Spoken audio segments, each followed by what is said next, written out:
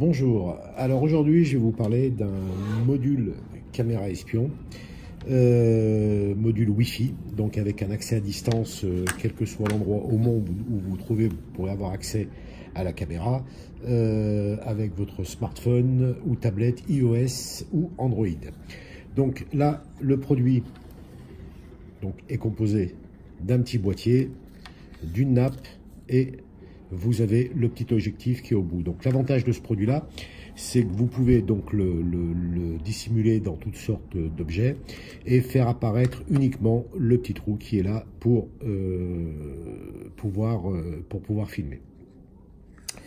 Donc là, vous avez, il est vendu avec ou sans batterie. Donc si toutefois vous voulez le prendre avec batterie, il suffit donc de raccorder la batterie au module, de dissimuler le tout et de faire apparaître uniquement le petit objectif.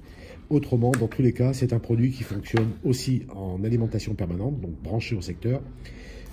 Et là, vous l'utilisez sans batterie. Donc, il est composé d'une petite antenne, d'un ruban et d'un objectif. Là, vous avez le bouton on-off, vous avez l'emplacement pour pouvoir charger ou alimenter la caméra, vous avez l'emplacement pour pouvoir mettre une carte micro SD maxi 64 Go et vous pouvez également faire un reset. Là, vous avez le bouton reset pour pouvoir réinitialiser la caméra si je sais pas, il y a un bug avec votre box ou ce que vous voudrez, ou alors vous voulez tout simplement l'installer à un autre domicile ou autre. Voilà, donc là, je vais vous montrer maintenant donc comment on va pouvoir installer cette caméra sur votre mobile. Vous verrez, c'est tout simple, et sur votre box, c'est tout simple. Cette caméra fonctionne en 1080p, donc résolution 1080p, Full HD. Vous pouvez enregistrer donc des séquences vidéo directement, soit depuis l'application, je vous montrerai tout à l'heure, ou soit depuis une carte micro SD que vous aurez installée au préalable. Donc maxi, je me répète, 64 Go. Tous les enregistrements vous pourrez les voir directement depuis l'application. Donc idéal, vous n'avez pas besoin d'enlever la carte, vous pouvez faire des enregistrements en boucle ou pas, c'est à paramétrer dans l'application, avoir des notifications push sur votre téléphone et déclencher, activer le mode détection de mouvement pour savoir quand une personne passe devant l'objectif. Donc je vais prendre un autre téléphone pour vous montrer l'installation de ce produit. Donc là c'est tout simple, dans un premier temps on va brancher donc la caméra et on va mettre le bouton sur on, voilà. Donc la caméra s'allume, elle s'initialise et je reviens dans 5 secondes.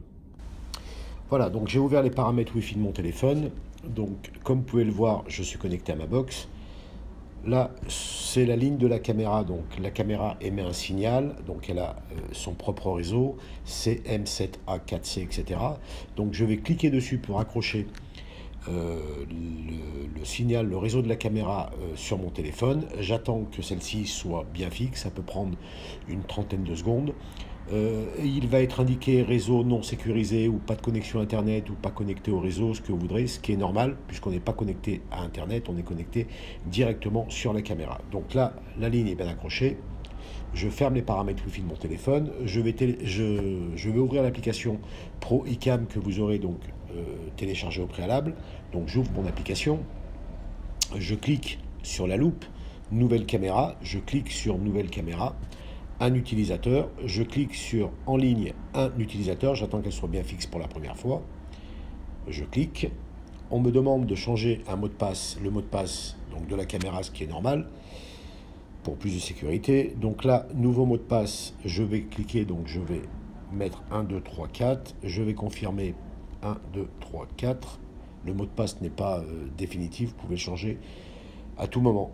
Donc là, en ligne, un utilisateur. Je clique sur en ligne, un utilisateur. Pour la première fois, ça va mouliner un petit peu. Donc voilà, donc comme vous pouvez le constater, la caméra donc est en ligne. Là, la définition elle est pas, là ça bouge en fait parce qu'elle tient un petit peu en équilibre.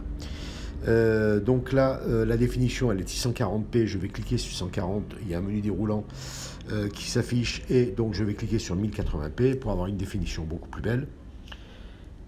Et là, j'ai une définition qui est beaucoup plus belle. Donc là,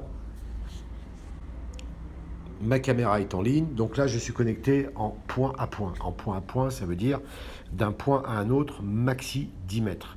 Donc maintenant, on va connecter la caméra directement sur la box, vous permettant d'avoir un accès à distance, quel que soit l'endroit au monde où vous êtes. Donc je clique sur la roue dentée, je clique sur configuration avancée, sur configuration Wi-Fi. Là, je vais chercher le nom de ma box, donc c'est celui-ci. Je dois mettre le mot de passe Wi-Fi donc de ma box, hein, la clé partagée. Donc moi, ça marche une fois sur deux, mais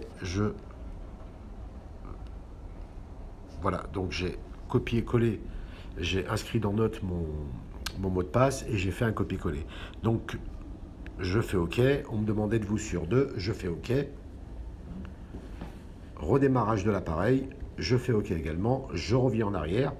Et là donc il est indiqué redémarrage de l'appareil, la caméra n'est plus en ligne, elle est en train de s'installer sur la box et sur votre téléphone.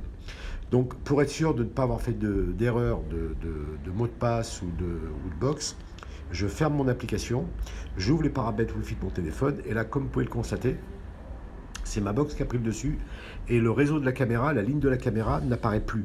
Ce qui signifie que mon installation a parfaitement réussi et que je ne me suis pas trompé de numéro ou de box. Si je m'étais trompé de numéro ou de box, la ligne de la caméra après l'installation de l'accès à distance apparaîtrait encore et donc il faudrait tout recommencer.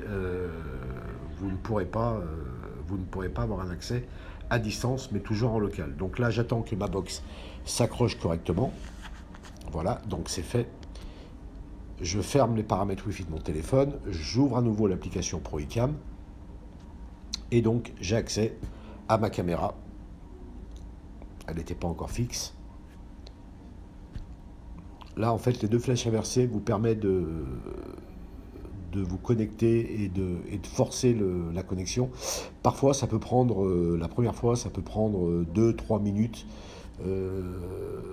Parfois, ça prend moins longtemps. Ça dépend. Donc là, on va attendre que la caméra s'identifie à ma box et que ma box prenne le dessus sur mon téléphone pour qu'elle puisse enfin être connectée, voilà, en ligne. Et voilà. Donc là maintenant, je clique. Donc je vais avoir accès à l'image. Donc j'ai accès à l'image, comme vous pouvez le voir.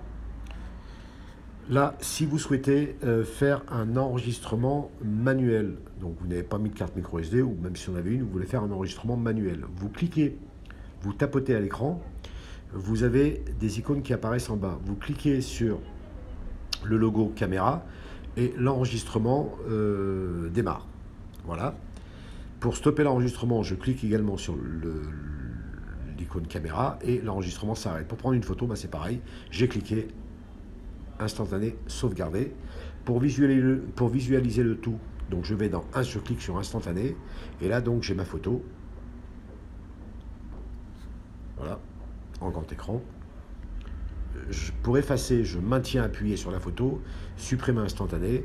Pour voir la vidéo que j'ai fait manuellement, c'est pareil, je clique sur enregistrement, je clique, et là j'ai la vidéo que nous avons fait il y a quelques secondes. Je veux supprimer ma vidéo, donc j'ai fait retour, je maintiens en arrière, je maintiens appuyé, pardon, et je fais supprimer.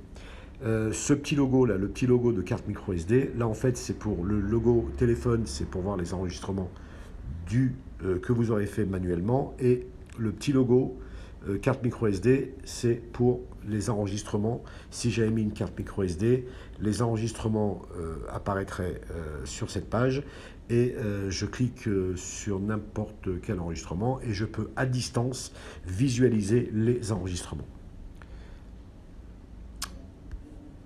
Pour faire différents réglages. Donc toujours, je clique sur la roue dentée. je clique toujours sur configuration avancée. Donc là, réglage de l'heure, donc je veux régler les vidéos, je veux qu'elles soient à la bonne heure, et je veux surtout, à l'écran, quand je vois, ça m'indique l'heure et la date, je veux que ça soit à la bonne heure également. Donc je fais régler l'heure, synchroniser avec l'heure du téléphone, donc c'est fait, je fais OK, et mes vidéos, sur mes vidéos, il apparaîtra l'heure du téléphone. Si j'avais mis une carte micro SD, je vais dans configuration enregistrement carte micro SD, donc là en l'occurrence non détecté. Je veux enregistrer de façon soit permanente, donc activée en permanence, ou en cas d'alarme. Donc en cas d'alarme, à chaque fois que je vais avoir une personne qui va passer devant l'objectif, je vais recevoir un push, une notification push, et l'enregistrement va se faire. Ça va être des fichiers de 3 minutes. Et vous aurez la possibilité de visualiser vos enregistrements, encore une fois, sur la carte, directement sur le téléphone ou sur la carte micro SD, si vous voulez la retirer et la mettre dans votre PC ou Mac. Et je n'oublie pas, à chaque fois que je fais une commande, je valide toujours sur OK. Pour activer la configuration des alarmes, le mode détection de mouvement, je clique sur configuration des alarmes. Donc la détection de mouvement, je clique sur normal, haute, ce que vous voudrez. Intervalle, bon, bah, c'est entre 30 secondes et 240 secondes. 30 secondes, c'est une bonne moyenne. J'appuie sur OK et le mode détection de mouvement, donc là, a été activé. Donc, comme vous pouvez le constater, j'ai des détections. Voilà, je me suis avancé. J'ai des détections. Les voilà, elles sont là. Voilà, ça me prend 1, 2 ou 3 photos en fonction du passage qu'il va y avoir. Donc je vous l'ai dit, vous pouvez régler, donc là c'est réglé par défaut, hein, c'est tout ce qui est luminosité et autres.